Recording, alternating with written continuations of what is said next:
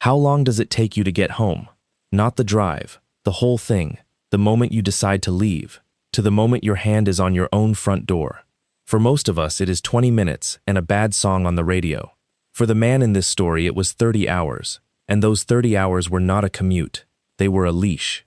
He was given exactly that much rope by a colonel who understood something the rest of the chain of command did not, and when the rope ran out, he had to be standing on a runway on the other side of the world whether or not he was finished. My name is Nathan, and I want to tell you about those 30 hours, because they taught me something I have never been able to unlearn. People who hurt children in groups almost always film it. Every investigator who works these cases will tell you the same thing, and it sounds insane until you understand why. They do not film it because they are stupid. They film it because the recording is the glue. Once your hands are in the frame, you can never be the one who talks. The camera is not evidence to them. It is a hostage agreement, which means the thing that protects them is also, always, the thing that can end them. And in Angelina County, Texas, in the last week of a wet October, the only person who understood that was 8 years old and had 9 broken ribs.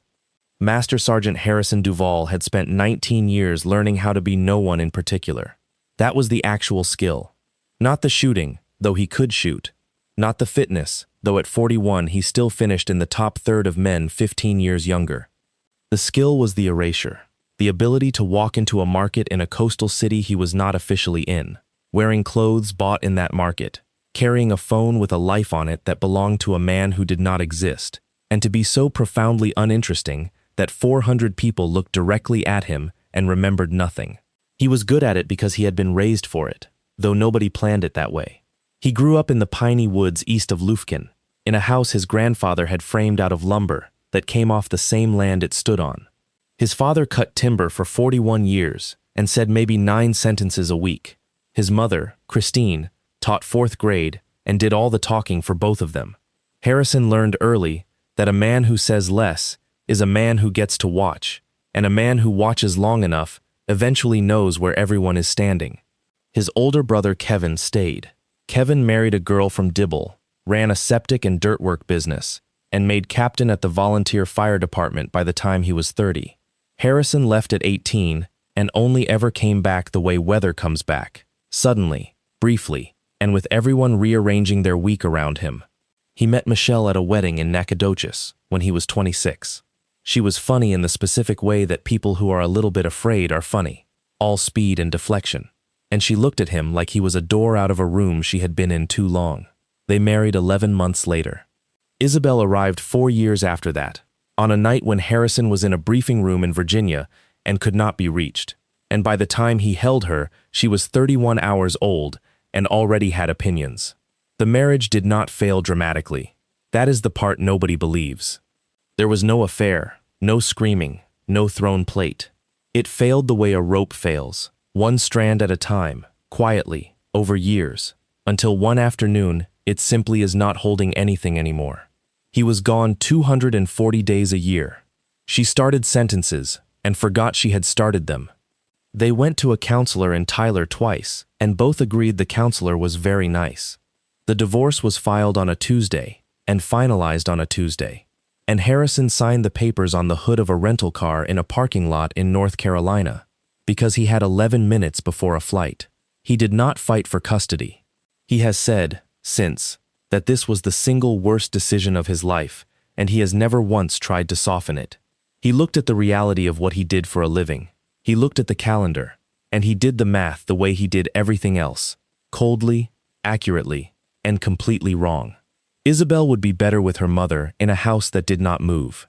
He got summers, alternating Christmases, and a phone call every Sunday at 7 her time. He never missed one, not once in 4 years. He called from a satellite phone in a wadi, from a stairwell in a hotel that was technically an embassy annex, from the tailgate of a truck in a country he has still not been permitted to name. Isabel would tell him about a beetle she found, or a girl named Ruby who was mean at lunch, or the fact that she had decided to become either a marine biologist or a person who names paint colors. He would listen with his whole body. Then he would hang up and go back to work. Michelle remarried when Isabel was 6. Harrison found out about it in the 3rd minute of a Sunday call, from Isabel, who announced it the way children announce weather. He said congratulations. He meant it, or he made himself mean it, which is close enough at that distance. The man's name was Blake Fairchild. He owned some kind of program for boys out past Zavala, and his father owned 3 car dealerships, and most of the pine between 2 highways. Harrison ran the name once. Not a real check. He did not have the standing for that, and he knew it. Just a search, on a laptop, in a plywood room, at 2 in the morning. What came back was a website with a lot of photographs of teenage boys carrying logs, a page of testimonials with no last names, and a picture of Blake Fairchild in a canvas jacket standing in front of a gate with the word Ironwood burned into a crossbeam. He looked like a man in an insurance commercial.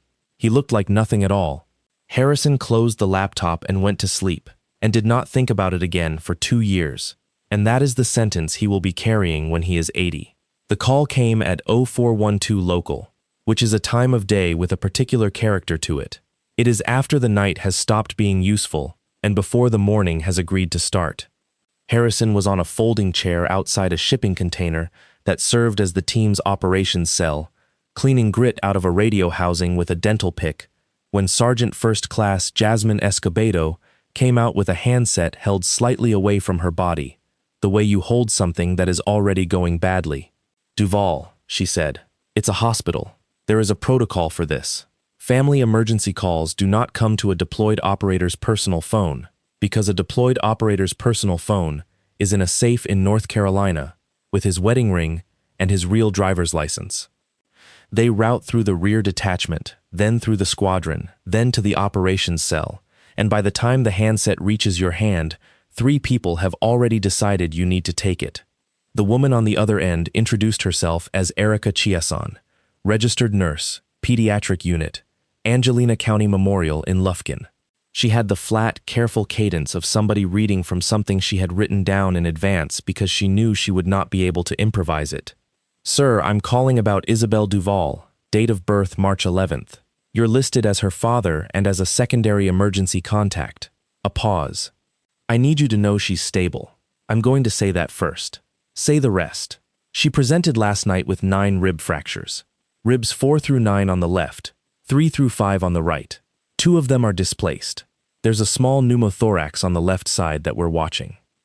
She has bruising consistent with," and here the script ran out and Erica Chiasson had to be a person for a second, "with repeated blunt force from a closed fist. Not a fall, not a bicycle. There are contusions on her forearms where she covered her head." Harrison did not say anything. Escobedo, standing 8 feet away and pretending to check a generator, would later say that she watched a man turn into a piece of equipment in real time. "There's more, sir, and I'm going to tell you, because I've already told the sheriff's office, and I've already made my report, and there is nothing left for me to lose." The stepfather brought her in. His name is Blake Fairchild. The mother was with him. The injuries are approximately 48 hours old. That's the radiologist's read, not mine.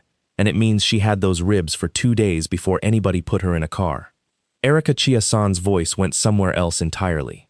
"And a boy came into the ER this morning with a dislocated shoulder and told the intake nurse he was at a place called Ironwood, and that they film everything out there, and that there's a video of a little girl." "Who filmed it?" "He said there were 4 grown men in the room, and one of them was holding the phone, and they were laughing, sir." He said they were laughing. Then she said, "She's awake. She's been asking, 'Do you want to?' And there was the sound of a receiver changing hands, and a long crackling nothing, and then a voice so small it barely displaced any air at all. 'Daddy? I'm here, Bug. Daddy, I'm sorry. 19 years. 4 continents. 200 and something nights of doing the specific job of walking toward the thing that everyone else is running from." Harrison Duval had never in his life felt what he felt in the 2 seconds after his 8-year-old daughter apologized to him for having her ribs broken. "You don't have anything to be sorry for." "I do, though." Her breathing was wrong, short and high, the way you breathe when a full breath costs you. "I told Mom about the videos. I wasn't supposed to look at his computer. And then everybody came over, and he said he was going to show them what happens." A hitch. "It's my fault. Isabel, listen to me with your whole self." He had said those words to her since she was 3. "Look at the ceiling. Are you looking?" "Yes. Count the tiles from the wall to the light. Tell me the number when I get there. Okay, I'm coming. He handed the phone back to Escobedo, and that is when he discovered that Colonel Lyndon Youngblood had been standing behind him for at least 90 seconds. Youngblood was 54 years old, built like a filing cabinet, and had a reputation for two things: never raising his voice, and never once in 29 years being wrong about a man. Every call in and out of that operations cell was recorded.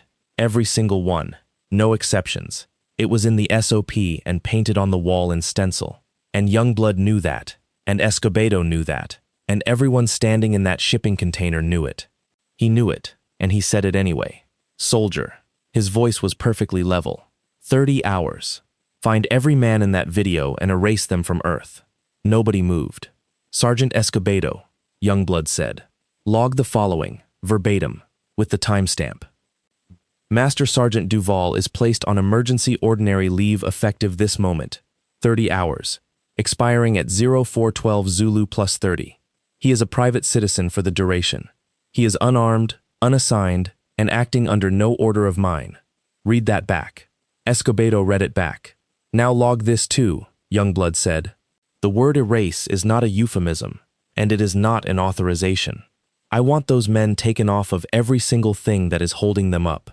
Their licenses, their contracts, their money, their protection, their good name in a county where a good name is the only currency anyone actually accepts.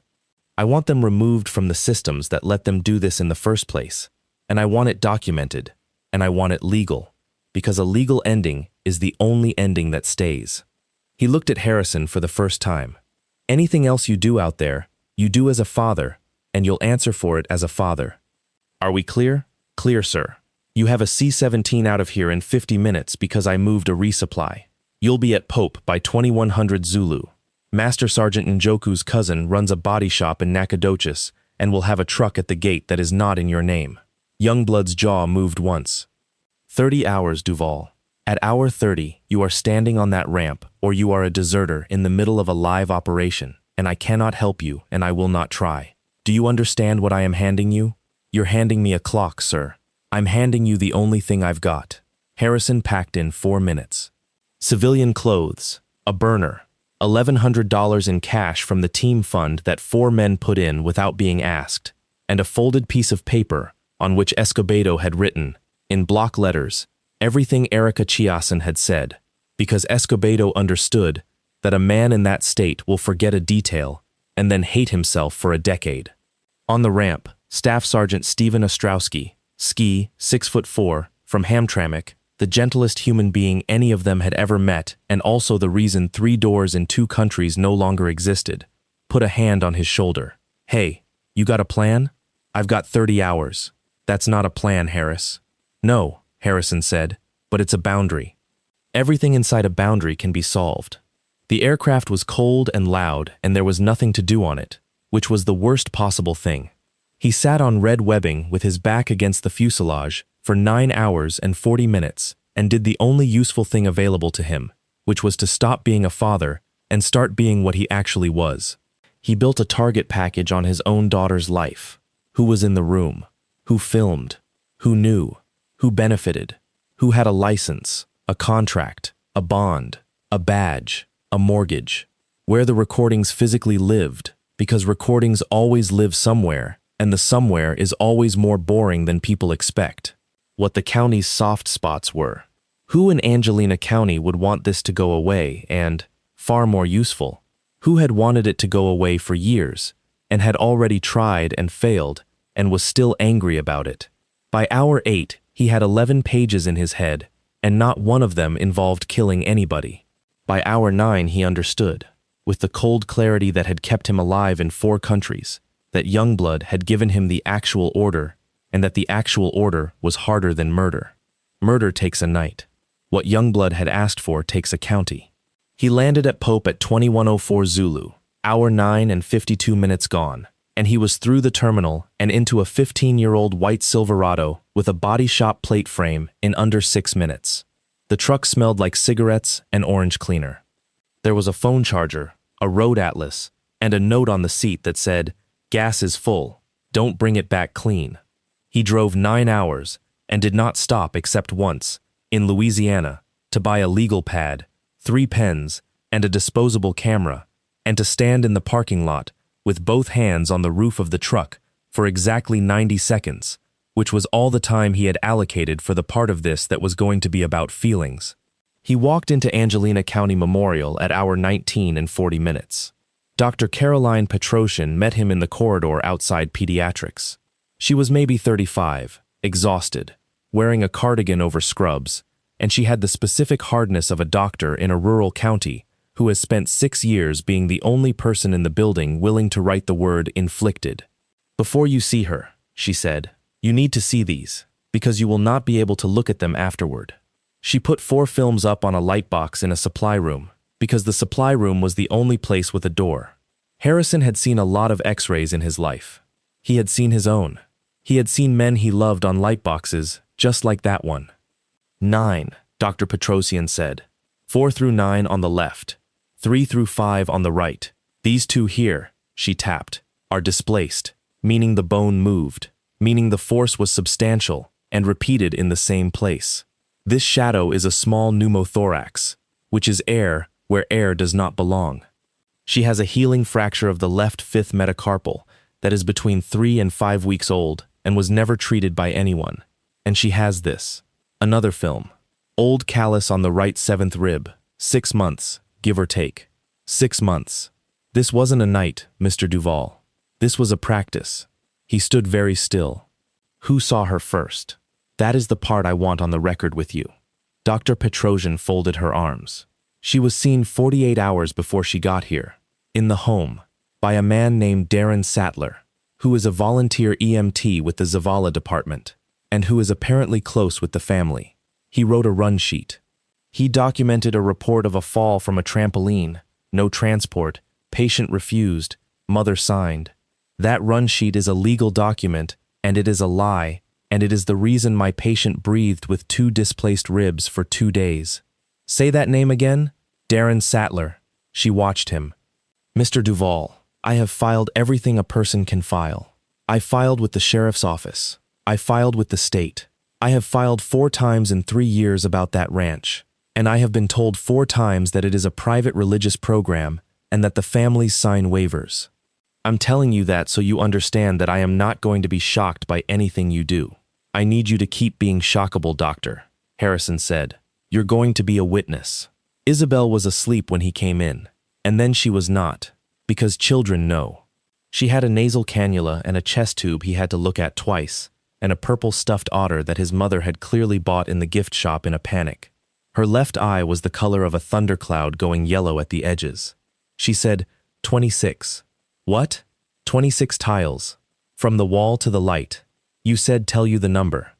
Harrison Duval got down on his knees beside a hospital bed, which he had not done in front of another human being in his adult life, and he put his forehead against the mattress rail, and he stayed there for a while. That's a good count, he said, when he could. Are you in trouble for coming? No. Mom said you couldn't come. Mom was wrong. Christine Duval was in the corner chair, 71 years old, and she had not slept, and she was not going to. Kevin was down in the truck. There had already been an incident in the parking lot involving Kevin and Michelle's car, and Harrison would deal with that later. He asked Isabel 3 questions. He had decided on the flight that he would only ask 3, because every question was going to cost her something, and he was not going to spend her. Bug, is there anything you know that nobody has written down?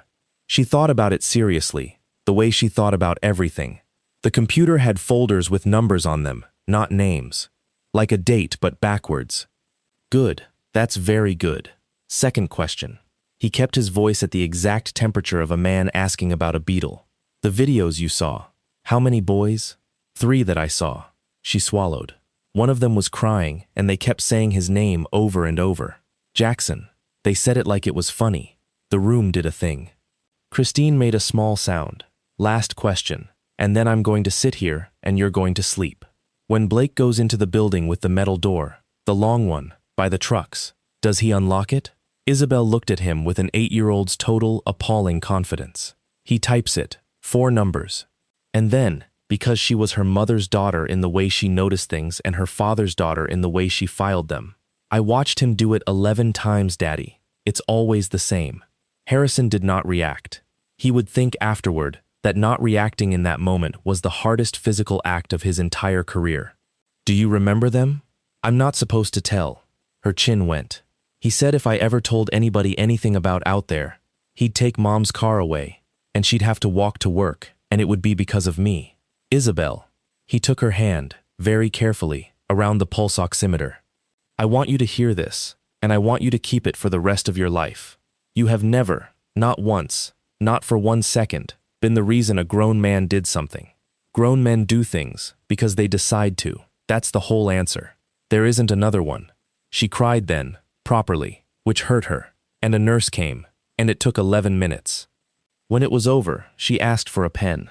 She turned over the paper menu, clipped to her tray table, the one with the little boxes for Tuesday's lunch, and she wrote 4 digits on the back of it in the enormous, wobbling, deeply serious handwriting of a 3rd grader, and she folded it twice and pressed it into his hand. Don't lose it, she said. Hour 20 and 11 minutes. He had 9 hours and 49 minutes left. 5 men, a county that did not want to know, and a hospital menu with 4 numbers on the back. He walked out to the parking lot, sat in the truck, laid the legal pad on the steering wheel, and wrote 5 names down the left side in block capitals. Blake Fairchild, Curtis Naquin, Darren Sattler, Tyson Wheatley, Austin Ivester. Then he drew a line under them and wrote a 6th name and put a box around it, because 19 years of target packages had taught him that the man in the room is never the man who built the room. Reginald Fairchild. To understand what Ironwood was, you have to understand what it was allowed to be. Blake Fairchild was 36 and had never in his life been told no by anyone whose opinion mattered to him. He was the 2nd son of Reginald Fairchild, who owned Fairchild Motor Group, 3 dealerships strung along 2 highways, and about 11,000 acres of planted pine that his own father had bought when it was worthless. Reginald was a deacon, a 2-term county commissioner, and the largest single private employer between Lufkin and the reservoir. When the high school needed a scoreboard, Reginald bought the scoreboard, and his name went on it in letters 4 feet high, and every Friday night in the fall 2,000 people looked at it. Blake wrestled at 189 in high school and was, by every account, genuinely good. A state semi-finalist, a boy with a real talent for making another human being's body do what he wanted it to do. He went to a small college in Oklahoma, came home in 3 semesters, and spent his 20s failing at things gently and expensively. A truck accessory store, a hunting lease outfit, a protein supplement brand with a logo he paid $4,000 for. Ironwood started in 2019, and it was, at first, almost sincere. A neighbor's kid was in trouble. Genuine trouble, the kind with a probation officer, and Blake took him out to the old logging camp on his father's land for a summer of 6 a.m. wake-ups and hauling brush and no phone. The kid came back different.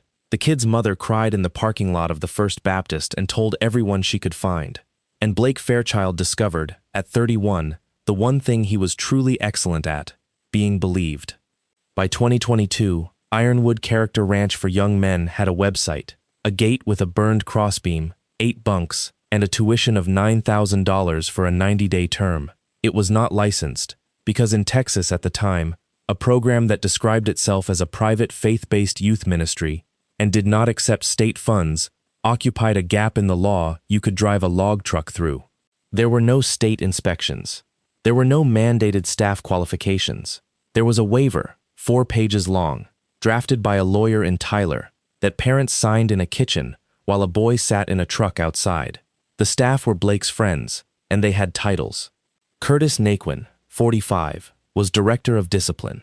He had done 11 years as a corrections officer at a private unit in Polk County and had resigned in 2017 during an investigation whose file was sealed as part of a settlement. He knew how to put a person on the ground and keep them there without leaving a mark that photographs, and he taught the others. And he thought of this as a professional skill, which it is. In a facility with cameras and oversight and a use of force review. In a bunkhouse in the woods, it is something else. Darren Sattler, 34, was medical officer, which meant he was an EMT basic who volunteered 2 shifts a month in Zavala and owned a jump bag. His actual function was more specific. He was the man who could look at an injury and decide, out loud, in front of everyone, that it did not require a hospital. He was the permission structure. In 4 years, he wrote 11 run sheets on Ironwood boys, and every single one of them said the same 3 words: patient refused transport. Tyson Wheatley, 39, was operations, which meant money. He owned a lawn and landscape company with 14 crews and a payroll system, and Ironwood's tuition ran through Wheatley Grounds Management as landscape consulting so that it did not look like income from an unlicensed residential program. He also, and this is the detail that eventually broke a jury, enrolled his own 13-year-old son, Jackson, in the winter of 2024. Not because Jackson was in trouble, because Tyson Wheatley understood, correctly, that a man who has his own kid inside can never be accused of not believing in it. It was a bond. He posted his son as collateral. And Austin Ivester, 22, was media. He had wanted to be a videographer. He had actually shot 2 weddings. Blake had found him at a truck pull, told him he had an eye, and paid him $900 a month to document the transformation of young men, which is exactly how Blake said it, every time, with total sincerity. They filmed constantly. That was Ironwood's real signature, and it is the thing outsiders always got wrong. It looked reckless. It was not. Every intervention, that was the word, intervention, was recorded, and the recordings went onto a network drive in the bunkhouse, in folders named by date, reversed. Blake told the staff it was for liability. He told the parents it was accountability. What it actually was, and what every man in that circle understood without ever once saying it aloud, was that there was no longer any such thing as an individual in that room. Curtis put a boy on the floor, and Austin filmed it, and Darren said he was fine, and Tyson paid everybody, and after that they were a single organism that could only survive together. That is why they were laughing in the video of Isabel. It was not sadism, or not only, it was relief. Bringing a new person into the frame is how the organism reproduces. Michelle had been inside that house for 2 years and 8 months. Harrison would spend a long time, later, trying to build an honest account of what his ex-wife was. The version where she is a monster is easier, and it is not true. The version where she is purely a victim is kinder, and it is also not true. What she was a person who had made a decision she could not afford to be wrong about, and who had therefore stopped allowing herself to know things. Blake paid for the house. Blake paid off her car. Blake's mother, Patricia, put her on the church flower committee. Michelle had been a woman whose husband was never there, and whose money was always almost enough. And now she was a woman in a 4-bedroom on 11 acres, and the price of that was a specific kind of blindness that she practiced daily until it was automatic. She had taken Isabel to the ER 2 days late. She had also, and nobody knew this yet, done one other thing. There had been a report before. In February, Isabel's 3rd-grade teacher, Natalie Thornberry, had made a mandatory report after Isabel flinched, not at a raised hand, at a raised voice, which is the specific tell that teachers are trained to recognize and that Ms. Thornberry had seen exactly once before in 11 years. An investigator came out. A caseworker sat in the Fairchild kitchen for 50 minutes and drank a glass of sweet tea and looked at a child who had been coached for 3 days and who said everything was fine. Blake was charming. Patricia Fairchild happened to stop by. The case was closed as unable to determine within the month. Miss Thornberry made a second report in April and heard nothing at all. At hour 20 and 40 minutes, Harrison Duvall walked into the Angelina County Sheriff's Office and asked to speak to whoever had the case. Sheriff Gregory McCutcheon came out himself, which told Harrison something immediately. He was 61, silver, decent-looking in the way of a man who has been elected 4 times, and he shook Harrison's hand with both of his. "Sergeant, I want you to know we are on this. We've got a detective assigned. We've requested the medical records. Have you been to the property? Now, there's a process. We don't have probable cause for that property yet. What we have is a domestic incident at a residence. There's a network drive in a bunkhouse out there with 4 years of video on it." McCutcheon's face did something careful. "Who told you that? Have you been to the property, Sheriff?" "Son, I've known Reggie Fairchild for 35 years. And there it was. Not corruption, exactly. Something slower and more ordinary, and much harder to fight. A man who could not make his own mind produce the sentence Reggie Fairchild's boy is running a torture camp, because that sentence would require him to have been wrong for a very long time in front of everyone he knew. "Sheriff," Harrison said, "I'm going to say one thing, and then I'm going to leave. In about 8 hours, you are going to be offered a chance to be the man who did this himself. It's going to come to you once. If you're not standing there when it comes, it's going to happen anyway, and you'll spend your retirement explaining a phone call." He walked out. Hour 21. He had 8 hours and 52 minutes, and he went to find the youngest one. Austin Ivester lived in a rented single-wide behind his aunt's place off a farm-to-market road with no stripe on it, and at 3:40 in the afternoon, he was sitting on the steps with a phone in his hand and the specific posture of a young man who has not eaten in a day and a half. Harrison parked in plain view, got out slowly, and stopped 15 feet away with his hands loose. "Austin, my name's Harrison Duvall. I'm Isabel's father." Austin Ivester stood up so fast he dropped the phone, and then he did not run, and that was the first useful piece of information. "I'm not going to touch you," Harrison said. "I want you to look at my hands and understand that. I drove 9 hours, and I've got 8 left, and I don't have time to hurt you, because hurting you doesn't get me anything." "I didn't." Austin's voice cracked all the way through. "Man, I didn't hit her. I never hit anybody. Not once. Not one time." "I know." Harrison sat down on the bottom step, which put him below the kid, which was deliberate. "That's why I'm here first. Sit down." Austin sat. "I want to explain to you what your situation actually is, because I don't think anybody has, and I don't think you're capable of working it out on your own right now. Can I do that?" The kid nodded. "There are 4 years of files on that drive. You shot all of them, which means your hands, or your shadow, or your reflection, or the sound of you breathing behind the camera is in every single frame of every single one." Harrison let that sit.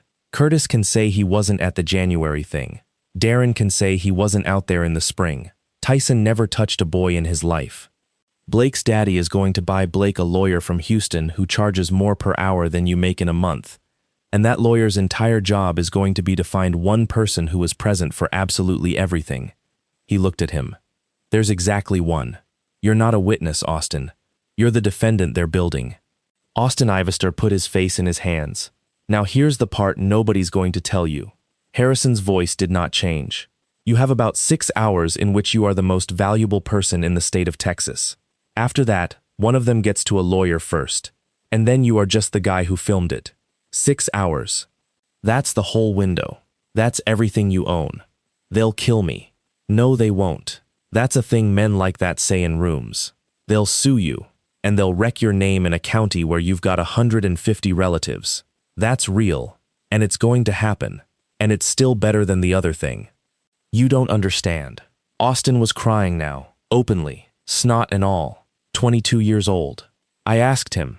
In March, I asked him to stop, and he wiped his face on his forearm. He said if I quit, he'd upload the March file with just my audio on it. Just me. Just my voice saying, because I said something. I said something stupid because everybody was laughing and I wanted them to." He stopped. "Yeah," Harrison said. "That's how it works. That's the whole machine. They don't need you to be evil. They just need you to have 1 second on tape you can't survive." They sat there in the dirt for a minute while a dog barked somewhere. "What do you want?" Austin said finally. "3 things, and I want you to know that I'd like to break your jaw, and that I'm not going to, and that both of those are true at once." Harrison turned toward him. 1. Where does the drive physically live and what happens to it if the power goes out? 2. Does anything leave that building? Does it back up? Does it sync? Does it copy anywhere? 3. He held up the folded hospital menu without unfolding it. "Tell me the 4 digits on the bunkhouse door."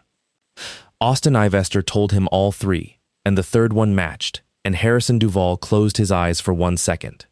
The drive was a 4-bay network storage unit in a metal cabinet in the bunkhouse office, and it was on a battery backup because Blake had lost a month of footage in a storm in 2021 and had thrown a chair through a window about it. And it mirrored. Every night at 2 a.m., over a point-to-point radio link on a tower behind the machine shed, to a server in the back office of Fairchild Motor Group's main dealership on the highway. "Why?" Harrison said. "Because Mr. Fairchild made him. Austin looked genuinely confused that this needed explaining. Reggie set it up. He paid for the tower. He said it was for insurance. A pause. Blake hated it. They fought about it. Blake said it was his footage, and Reggie said, Austin's mouth moved a couple of times before the words came. Reggie said, "Everything on my land is my footage, son." Harrison sat very still on a stranger's front steps in the East Texas dark coming on. He had come home expecting to find 5 men.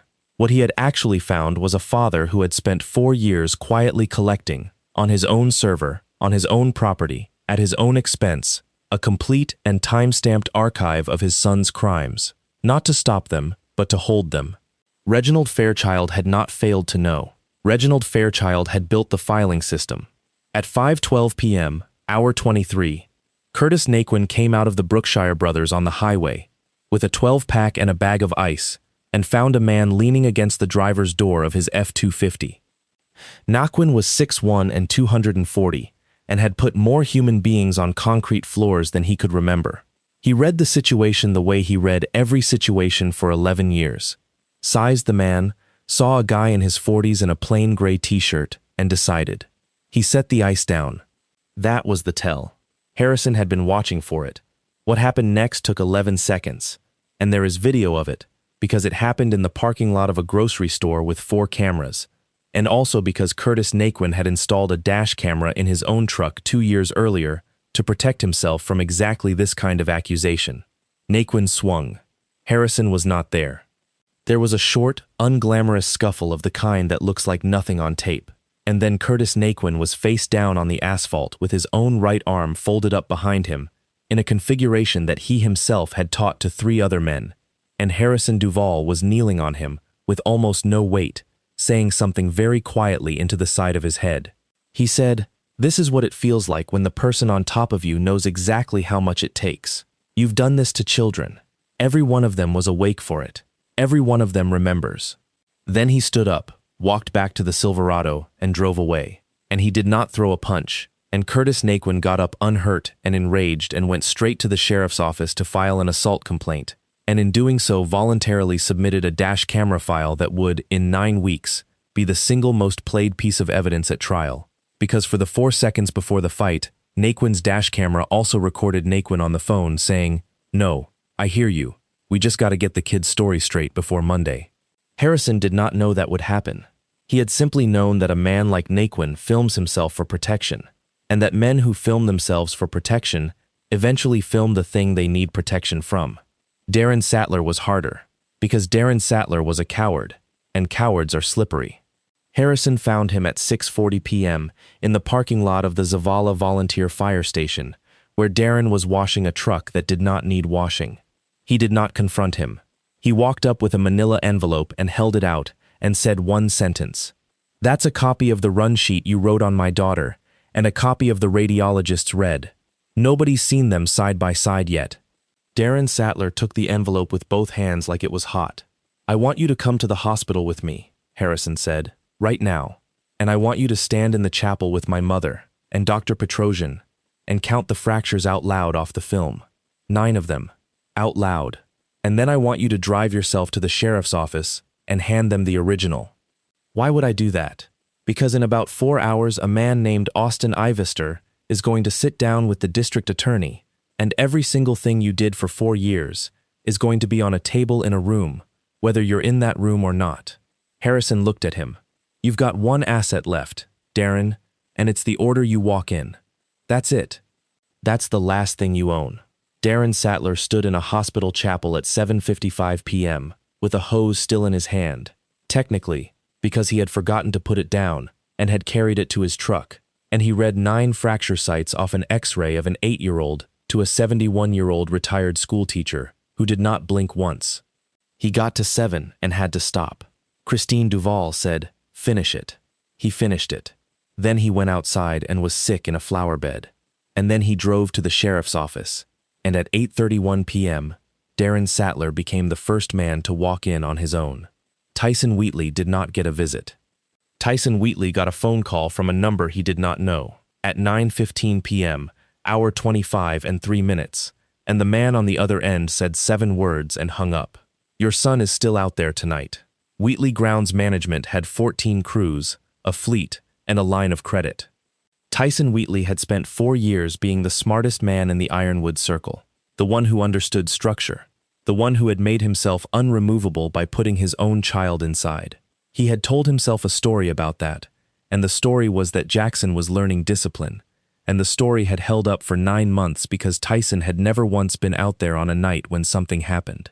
He drove to Ironwood at 91 miles an hour on a road with no stripe, and he was crying before he got to the cattle guard, and he found the bunkhouse locked and the lights on, and Blake Fairchild standing in the doorway of the office with a hard drive in his hand, and he understood, finally and completely, in about 1 second, exactly what he had done with his son. He did not go in. He got back in his truck, and he called a lawyer in Lufkin, and then he called the district attorney's office and left a voicemail that ran 4 minutes and 11 seconds, and that his own attorney would later describe as the most expensive act of honesty in the history of Angelina County. Michelle came to the hospital at 9:40. Harrison was in the hallway when she came off the elevator, and neither of them said anything for a while. She had gotten thinner. She was wearing a coat she would not have been able to afford 5 years ago. "They won't let me in," she said. The doctor put a hold on it. "Yeah, Harrison, don't." He said it without heat, which was worse. "I'm not going to yell at you. I don't have the time, and you're not worth the minutes.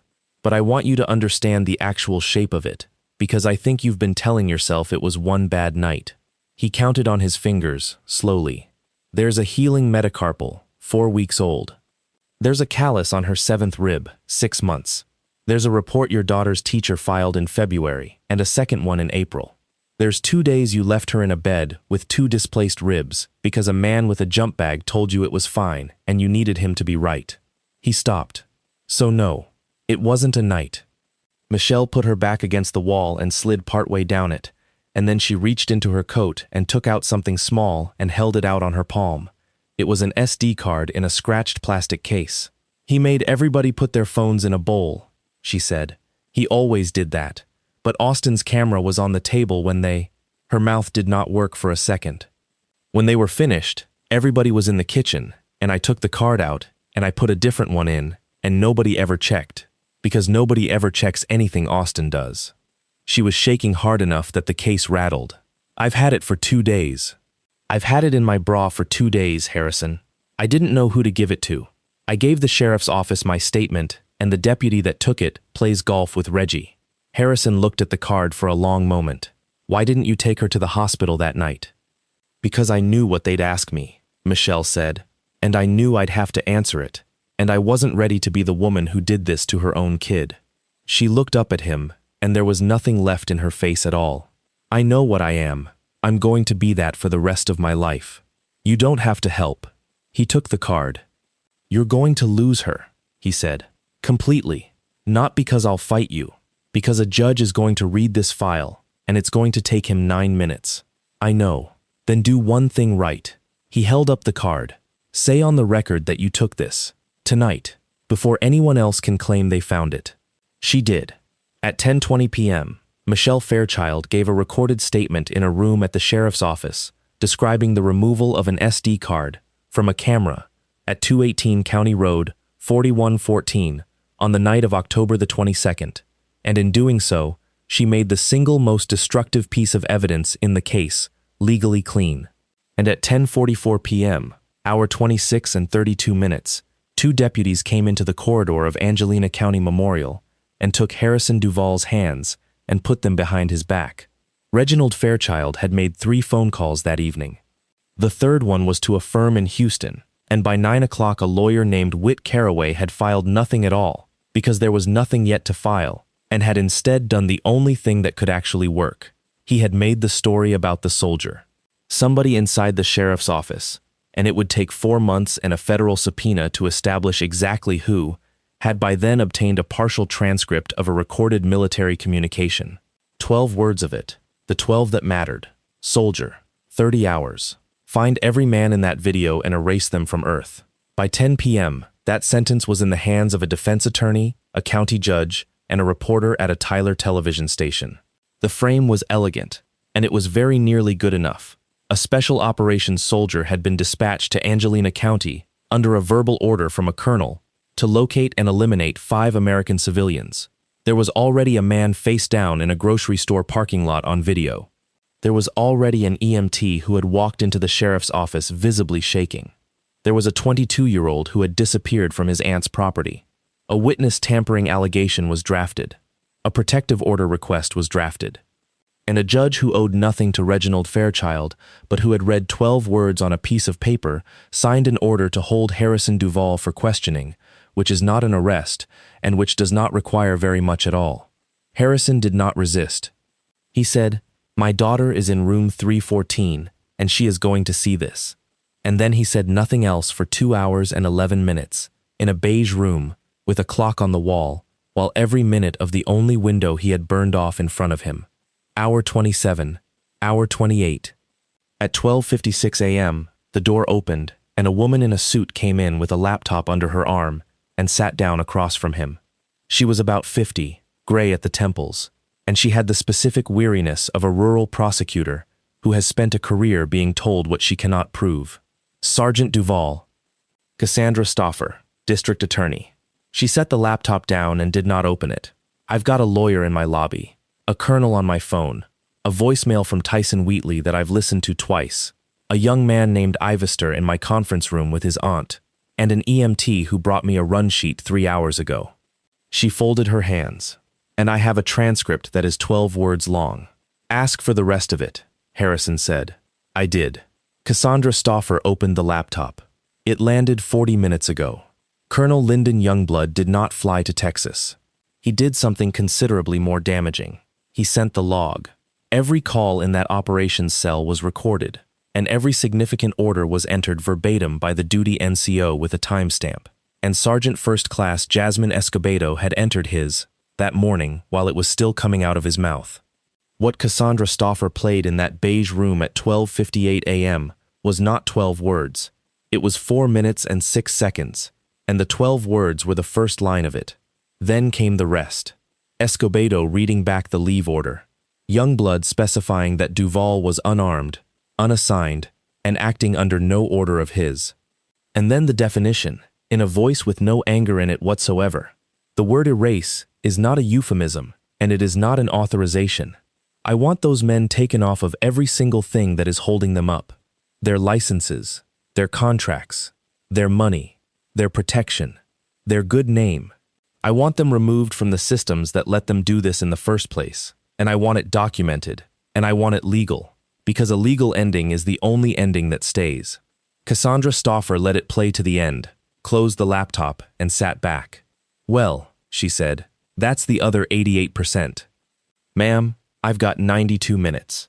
I know, your colonel told me twice." She almost smiled. "Sergeant, I want to be straight with you about something. I have wanted to be in that bunkhouse for 2.5 years. I have a doctor who's filed 4 times. I have a teacher who filed twice. What I have never had is a warrant, because I have never once been able to put a specific thing in a specific place at a specific time. And a judge in this county is not going to let me go onto Reggie Fairchild's land to look around and hope." Harrison reached into his shirt pocket. He put the folded hospital menu on the table and slid it across, and Cassandra Stauffer unfolded it and looked at a Tuesday lunch order for room 314, and then she turned it over. 4 digits, enormous, wobbling, written by an 8-year-old with a chest tube. "What am I looking at?"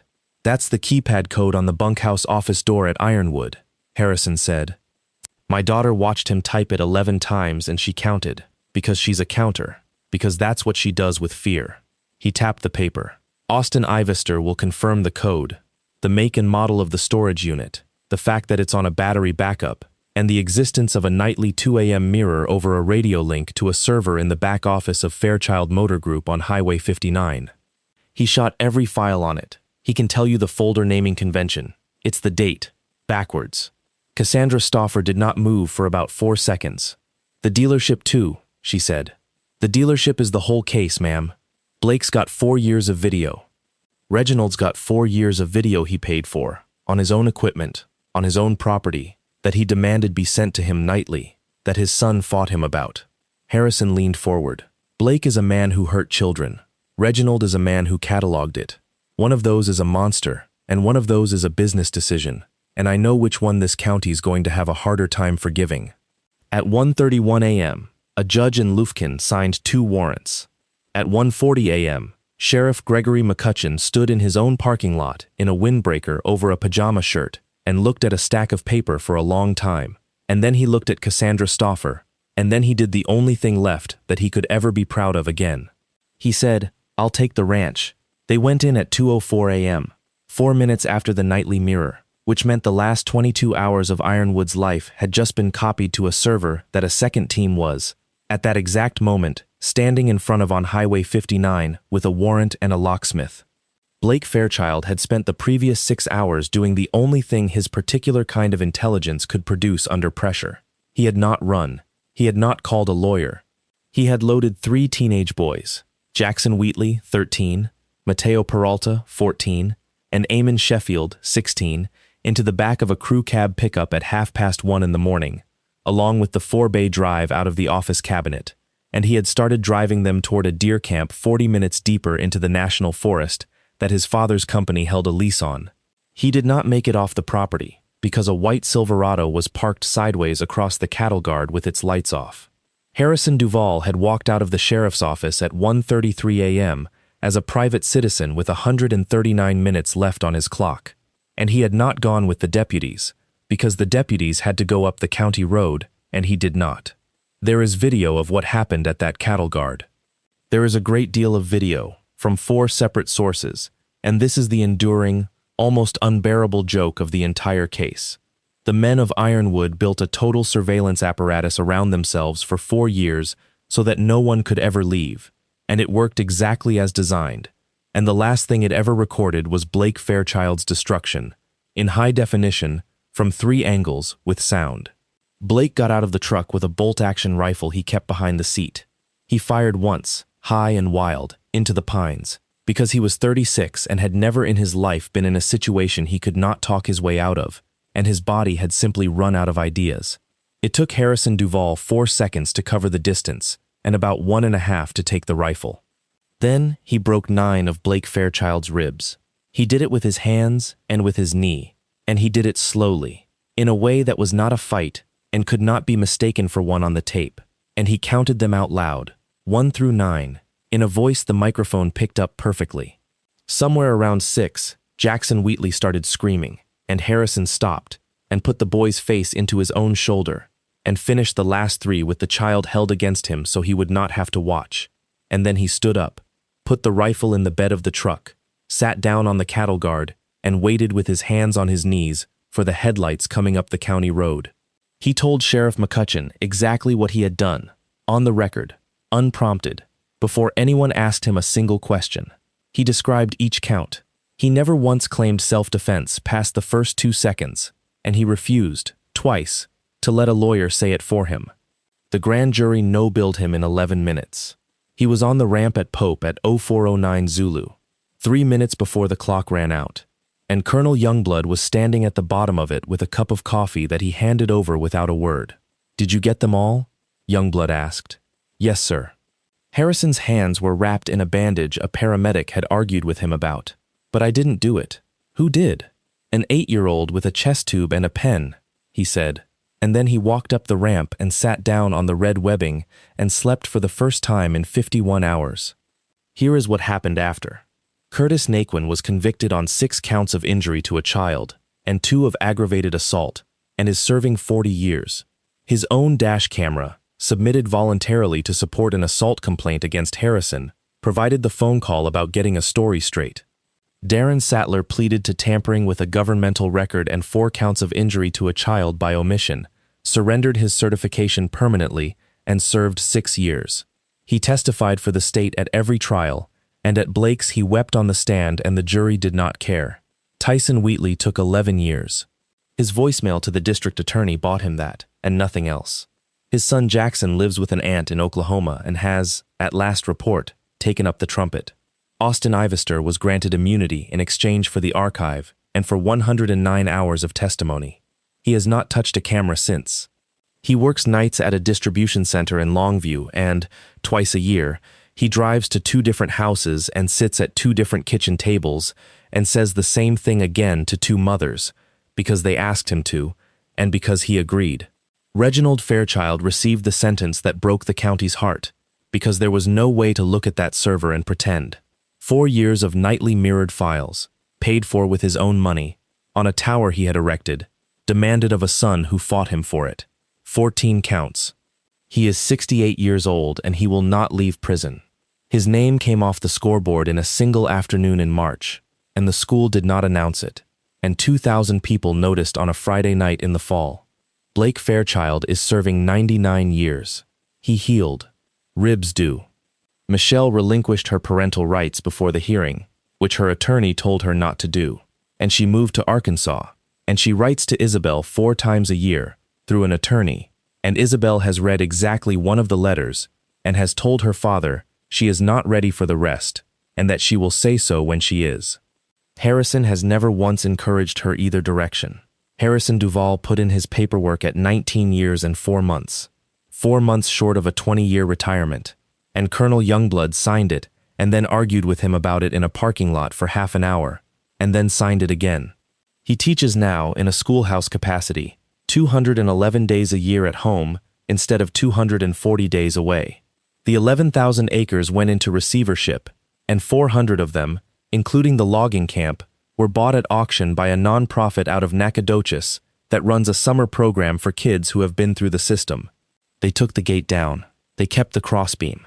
It is lying flat in the grass with the word ironwood burned into it, face up, on purpose, where everyone who comes in has to walk past it. And Isabel Duvall, who is 12 now, took 9 months to breathe without thinking about it, and still counts things when she is frightened. Tiles, fence posts, the seconds between a thunderclap and the next one. She has told exactly one person that she counted the keypad on purpose, not by accident.